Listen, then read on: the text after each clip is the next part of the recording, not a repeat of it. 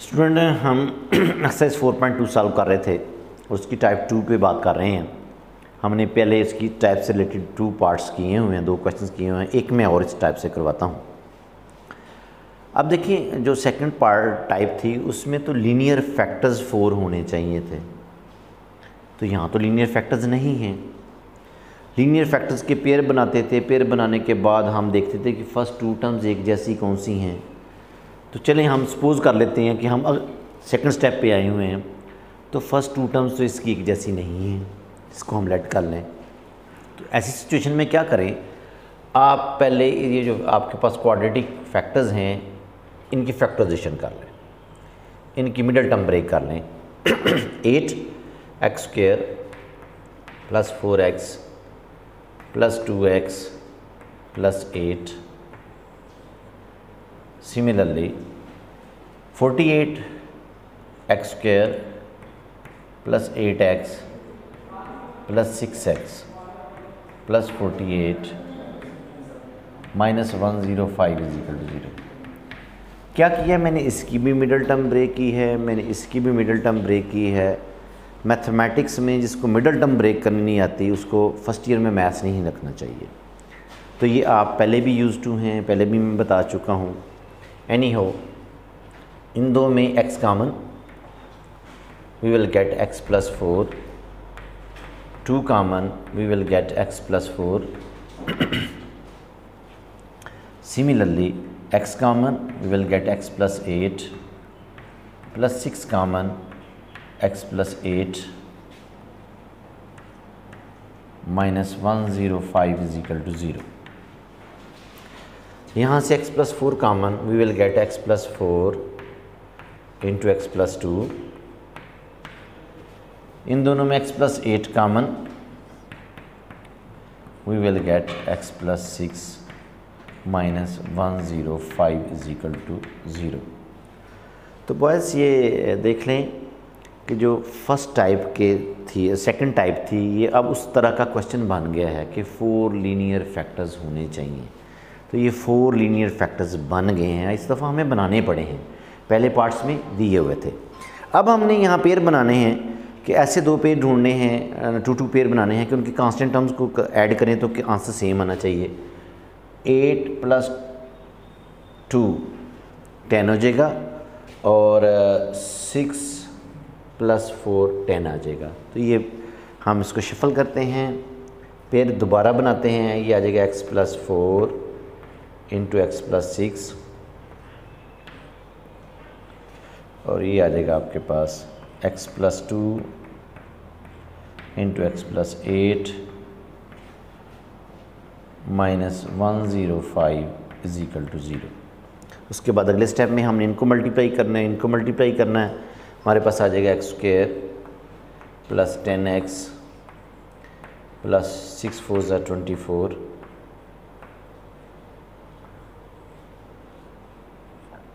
x² + 10x + 16 - 105 = 0। देख लें, multiplication के बाद फर्स्ट 2 टर्म्स एक जैसी आ गई हैं, इसका मतलब है कि जो हमने पेयर बनाए हैं वो ठीक बनाए हुए हैं। अब हम क्या करते हैं, इसको सपोज कर लेते हैं, late y = x² + 10x। x² + 10x की जगह पे जब y पुट करेंगे तो ये आएगा y + 24 इंटू, इसकी जगह पे भी y आ गया, y + 16 - 105 = 0। इन दोनों को मल्टीप्लाई करें, y² +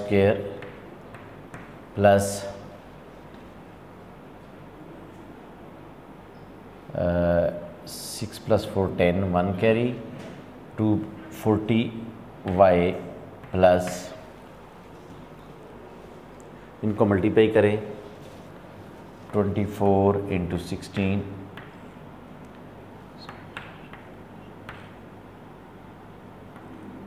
384 - 105 = 0। We will get y square plus 40y। अब 384 में से 105 माइनस कर लें,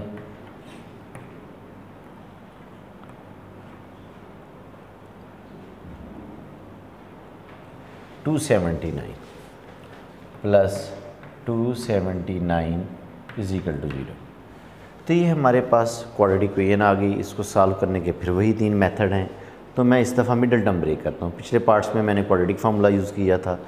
तो 31 इंटू अगर हम 9 करें, 39 1 ज़ा 9, 9 3 ज़ा 27, तो ये पेयर बन जाएंगे आपके पास y square plus 31y plus 9y plus 279 is equal to 0।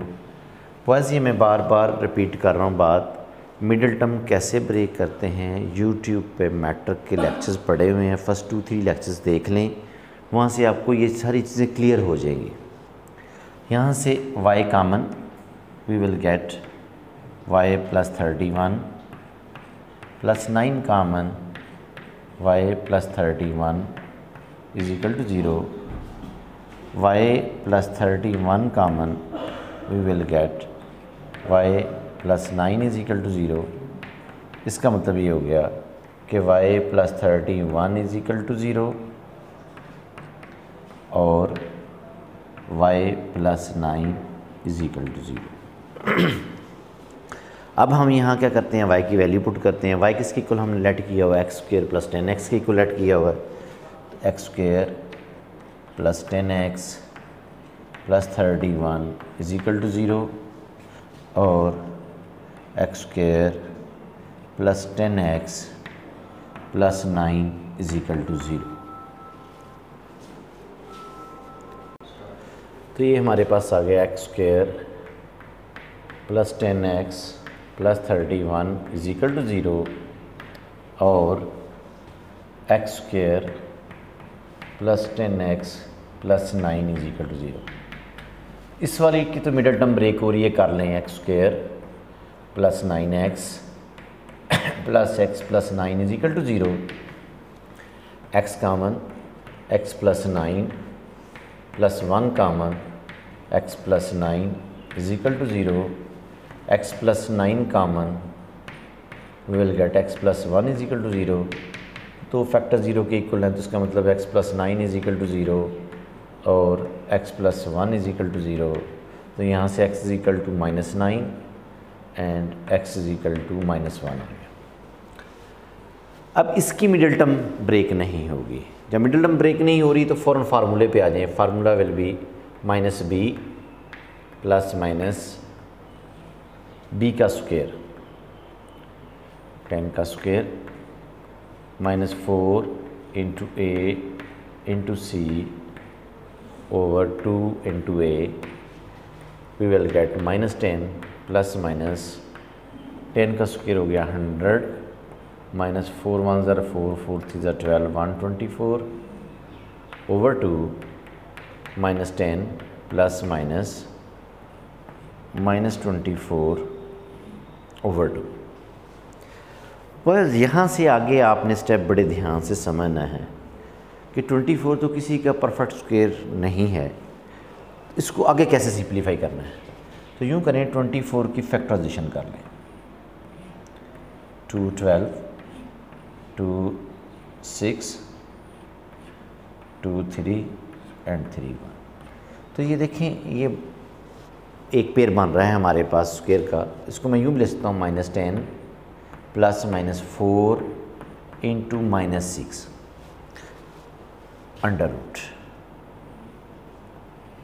Over 2। इसको मैंने ब्रेक करके लिखा है। -6 को 4 से मल्टीप्लाई करेंगे -24 आ जाएगा। अब इस 4 का स्क्वायर रूट हम अलहदा ले लेते हैं, -6 का स्क्वायर रूट अलहदा ले लेते हैं, तो हमारे पास आ जाएगा -10 प्लस माइनस, जब 4 का स्क्वायर रूट लेंगे तो वो तो 2 आ जाएगा, अंडर रूट -6। इसका कुछ नहीं हमें पता, हम ऐसे लिख दें ओवर 2। इसके बाद यहीं मैं आगे लेके चलता हूँ इस क्वेश्चन को। इन दोनों में 2 कॉमन ले लें। 2 जब आप कॉमन लेंगे तो आपके पास आएगा -5 प्लस माइनस √-6 ओवर 2, ये 2 इस 2 से कैंसिल हो गया। तो ये x की हमारे पास ये 2 वैल्यूज़ आ गई, -5 प्लस माइनस √-6। एक x की वैल्यू ये थी, एक ये है और 2 ये आ गई हैं। तो ये हमारे पास सॉल्यूशन सेट आ गया -9 -1। जब रेडिकल इक्वेशन आ जाए, टर्म आ जाए, तो हम इकट्ठा ही आंसर लिख लेते हैं, प्लस माइनस √-6। ये हमारा सॉल्यूशन सेट आ गया। स्टूडेंट, अब हम थर्ड टाइप की तरफ जाने लगे हैं। थर्ड टाइप स्टार्ट करने से पहले एक डेफिनेशन है, एक्सपोनेंशियल इक्वेशंस कौन सी होती हैं? Those equations in which variable occurs in exponent. Variable जो है वो एक्सपोनेंट में आता है। मसलन ये है, मैंने क्वेश्चन नंबर 14 लिखा है, 2x + 1 इंटू -9 इंटू 2x। तो वेरिएबल कहाँ है? एक्सपोनेंट में है। वेरिएबल कहाँ है? एक्सपोनेंट में है। इसलिए ऐसी इक्वेशंस को कहते हैं हम एक्सपोनेंशियल इक्वेशंस। और ये टोटल 14 क्वेश्चन से लेकर 17 तक क्वेश्चंस हैं। तो क्वेश्चन नंबर 14 मैंने लिखा है, इसको मैं सॉल्व करने लगा हूँ। ये है 4 इंटू 2x + 1 -9 इंटू 2x + 1 = 0। सबसे इम्पोर्टेंट जो बात है एक्सपोनेंशियल इक्वेशन में, उसमें वेरिएबल के साथ कोई कांस्टेंट ऐड नहीं होना चाहिए। कोई कांस्टेंट ऐड नहीं होना चाहिए। मसलन ये वेरिएबल है 2x, इसके साथ 1 ऐड हो रहा है। ये सबसे पहला स्टेप ये है कि आपने वेरिएबल के साथ, जो एक्सपोनेंट में वेरिएबल है, उसके साथ कोई चीज़ ऐड या सब्ट्रैक्ट नहीं होनी चाहिए। तो इसको मैं ब्रेक करके इट में भी written as 4 into 2 into 2x। क्या किया मैंने? ये जो प्लस हो रहा था उसको ऐसे लिख लिया 2 इंटू 2x। बेसिकली इनकी बेसिस सेम हैं, तो जब बेसिस सेम हो तो एक्सपोनेंट क्या होते हैं? ऐड। ये दोनों ऐड होंगे तो 2x + 1, ये इससे कोई फ़र्क नहीं पड़ा, लेकिन मैंने ब्रेक कर दिया इसको। ये सबसे इम्पोर्टेंट स्टेप है इसका। अब -9 इंटू 2x + 1 = 0। तो ये 4 2 8, ये पॉइंट नहीं है, डेसिमल पॉइंट नहीं है, मल्टीप्लिकेशन का पॉइंट है। 4 2 8 इंटू 2x -9 इंटू 2x + 1 = 0। जब आपका जो एक्सपोनेंट में वेरिएबल है उसमें कोई चीज़ ऐड नहीं हो रही होगी, तो जो दरमियान वाली टर्म होगी उसको हमने y के इक्वल ऐड कर लेना है, जिसमें जो उसका कोई साथ कोफिशिएंट नहीं होगा, उस टर्म की मैं बात कर रहा हूँ। तो मैं लेट कर लेता हूँ y = 2x। दोनों साइड का स्क्वायर ले लें, y² will be equal to 2x का स्क्वायर। तो पावर्स आपस में मल्टीप्लाई होती हैं, वी विल गेट 2x। तो ये वैल्यू यहाँ पुट करें, 8 इंटू 2x किसके इक्वल आ गई? हमारे पास y² के इक्वल आ गई है। -9 और 2x किसके इक्वल है? y के इक्वल है, + 1 = 0। तो ये क्या बन गई है? क्वाड्रेटिक इक्वेशन स्टैंडर्ड फॉर्म में है। मैं मिडिल टर्म ब्रेक करता हूँ इसकी, 8y² -8y -y + 1 = 0। इन दोनों टर्म्स में हम 8y कॉमन ले लेते हैं, हमारे पास आ जाएगा y -1। इन दोनों में -1 कॉमन ले लें तो y -1 = 0। अब हम y -1 कॉमन ले लेते हैं, 8y -1 = 0, y -1 = 0 और 8y -1 = 0। यहाँ से हमारे पास आ गया y = 1 और y = 1/8। अब क्वेश्चन में वेरिएबल x है तो आंसर भी हमने x में ही लाना है। हम क्या करते हैं? By putting the value of y। y किसके इक्वल है, 2 की पावर x के इक्वल है, तो वी विल गेट 2 की power x is equal to 1 और 2 की power x is equal to 1/8। आगे देखें, अब जो आपका रिक्वायर्ड वेरिएबल अगर एक्सपोनेंट में आ जाए तो बड़ी अहम बात है, यहाँ से x की वैल्यू कैसे निकालनी है। दो स्टेप एक्सपोनेंशियल इक्वेशंस को सॉल्व करते, दो इंपॉर्टेंट स्टेप्स से। एक तो कोई चीज़ ऐड नहीं होनी चाहिए, वेरिएबल के साथ कोई चीज़ ऐड या सब्ट्रैक्ट नहीं होनी चाहिए, और दूसरा जब वेरिएबल आपका एक्सपोनेंट में है तो उसकी वैल्यू कैसे निकालनी है। ये दो इंपॉर्टेंट स्टेप्स हैं। तो जब भी आपका वेरिएबल एक्सपोनेंट में है तो अपने दोनों साइड की बेसिस सेम करनी है। मसलन ये इसको क्या लिखने लगा हूँ, 2 की power x is equal to 2 की पावर 0। किसी भी चीज़ की पावर 0 लें वो 1 होती है। इसको मैं 3 की पावर 0 भी कर सकता था, मैं 100 की पावर 0 भी कर सकता था, लेकिन मैंने इसको 2 की पावर 0 कहा। क्यों? इधर बेस 2 है तो इधर भी बेस 2 ही बने। अब दोनों साइड की बेसिस सेम है तो एक्सपोनेंट्स के इसके इक्वल आ जाएंगे। x किसके इक्वल आ जाएगा, 0 के। इधर आ जाए, इसको मैं लिखता हूँ 2 की पावर x 1/2 की पावर 8, सॉरी 2 की पावर 3। जो 8 है वो 2 की पावर 3 है। 2 की power x is equal denominator से इसको न्यूमिनेटर में लेके जाएंगे तो पावर का साइन क्या हो जाएगा, चेंज। अब देख लें, इन दोनों साइड की बेसिस सेम है तो एक्सपोनेंट्स आपस में क्या आ जाएंगे, equal. x is equal to क्या आ जाएगा, -3। तो x की दोनों वैल्यूज़ हमने निकाल ली, 0 एंड -3। तो ये आपका सॉल्यूशन सेट आ गया, 0 -3। तो स्टूडेंट आज के लिए इतना ही काफ़ी। इंशाल्लाह कल जो है हम अगले लेक्चर में इसके 2 क्वेश्चंस मैं और करूँगा, एक पार्ट आप लोगों के लिए छोड़ दूँगा। अस्सलाम वालेकुम।